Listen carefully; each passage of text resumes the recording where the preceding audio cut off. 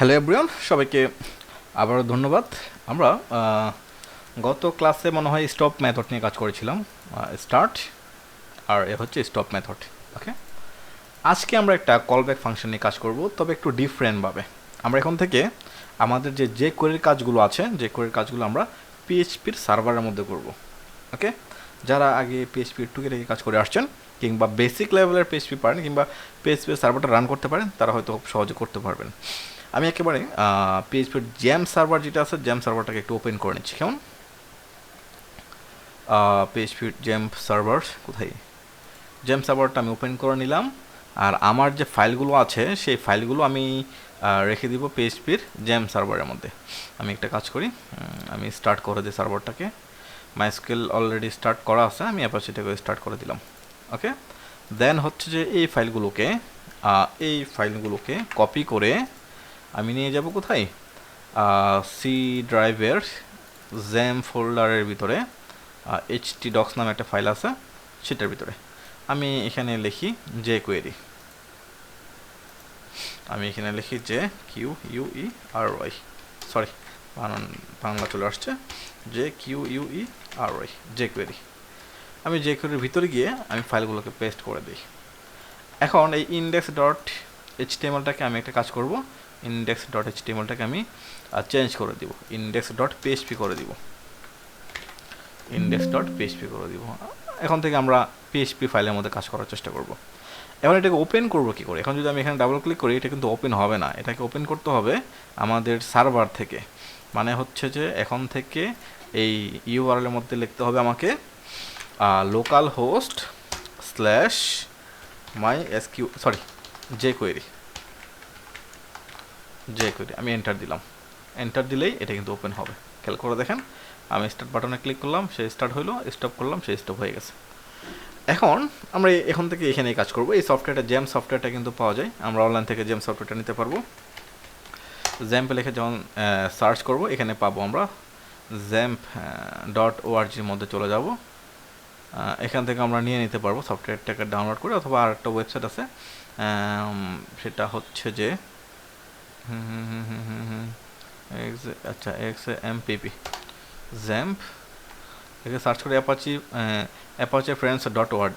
আমরা যখন এই ওয়েবসাইটে চলে যাব, এখান থেকে আমরা এটাকে ডাউনলোড করে নিতে পারবো। ওকে, যদি আপনার উইন্ডোজ, লিনাক্স হলে লিনাক্স, আর ওএস অপারেটিং সিস্টেম হলে ওএস থেকে ডাউনলোড করে নিয়ে আমরা ইউজ করতে পারবো।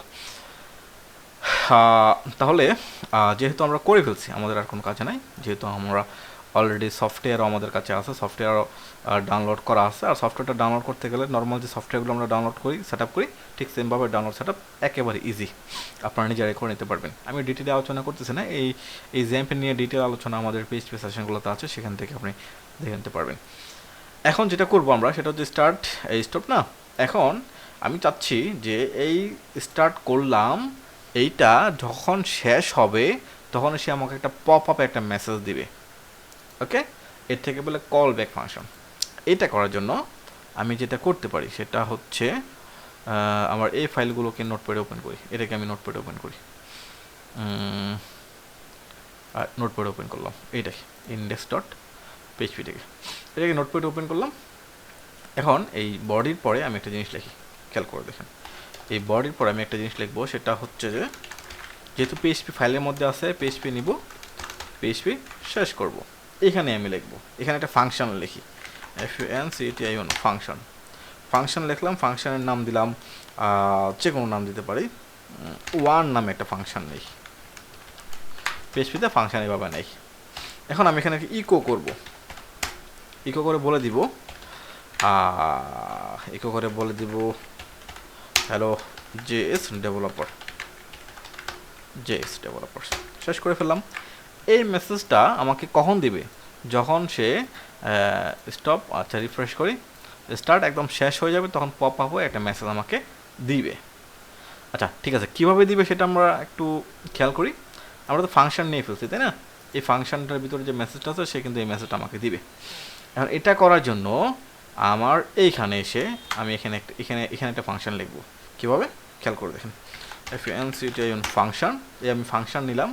ওকে, ফাংশন নিলাম, সেকেন্ড ব্র্যাকেট নিলাম, এইটার মধ্যে আমাকে অ্যালার্ট লিখতে হবে, ALERT, অ্যালার্ট, এটার মধ্যে আমি অ্যালার্ট দিয়ে দিলাম। এই অ্যালার্টের ভিতরে ডাবল কোটেশন হবে, ডাবল কোটেশনের ভিতরে আমি যে ফাংশনটা নিয়েছিলাম এই ফাংশনটাকে ডিক্লেয়ার করে দেবো। এই যে ওয়ান নামে যে ফাংশনটা আছে সেই ফাংশনটাকে আমি ডিক্লেয়ার করে দেবো। কোথায়? এইখানে। কীভাবে? ফাংশনটাকে ডিক্লেয়ার করতে হলে পিএইচপি নিতে হয়, পিএইচপি শেষ করতে হয়। এটার মধ্যে আমি ইকো দিয়ে আমি যে ফাংশনটা নিয়েছিলাম এই ফাংশনটাকে দিয়ে দিব। আমি সেভ দিলাম। সেভ দেওয়ার পর পেজটাকে যখন আমি রিফ্রেশ করব তখন দেখি কাজ করতেছে কিনা। আমি স্টার্ট করি, দেখি এটা শেষ হয় কিনা। এই তো একটা মেসেজ হচ্ছে, হ্যালো ডেভেলপার্স। খুবই ইন্টারেস্টিং একটা জিনিস। মানে জাভাস্ক্রিপ্ট খুব সহজভাবে শিখতে পারলে, কাজ করতে পারলে অনেক খুব মজা পাওয়া যায়, অনেক মজার জিনিস আছে।